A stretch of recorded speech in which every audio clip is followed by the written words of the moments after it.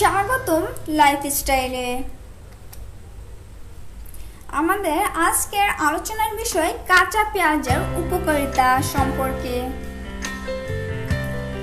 পেঁয়াজের সাথে আমরা সবাই পরিচিত।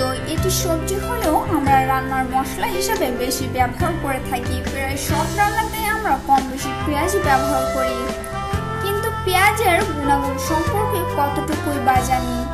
চলুন তাহলে আজ জেনে নিই পেঁয়াজের অজানা কিছু গুণাগুণ সম্পর্কে।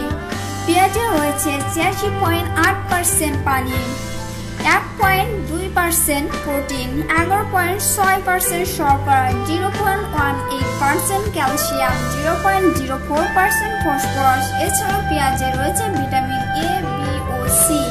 পেঁয়াজের আরও গুণাগুণ: ১ নম্বর, খাবারে পেঁয়াজের ব্যবহার উচ্চ রক্তচাপ কমায় ও হার্ট অ্যাটাকের ঝুঁকি কমায়। ২ নম্বর, কাঁচা পেঁয়াজ বাতের ব্যথার ক্ষেত্রে উপকারী। ৩ নম্বর, পেঁয়াজে রয়েছে অ্যান্টিব্যাকটেরিয়াল উপাদান যার ফোড়া বা ঘা হলে তাতে পেঁয়াজের রস প্রয়োগ করলে তাড়াতাড়ি সেরে যায়। ৪ নম্বর, নিয়মিত পেঁয়াজ খেলে শরীর থেকে অতিরিক্ত ইউরিক অ্যাসিড বের হয়ে যায়। ৫ নম্বর, পেঁয়াজ ক্যান্সারের পাশাপাশি ডায়াবেটিসও প্রতিরোধ করে।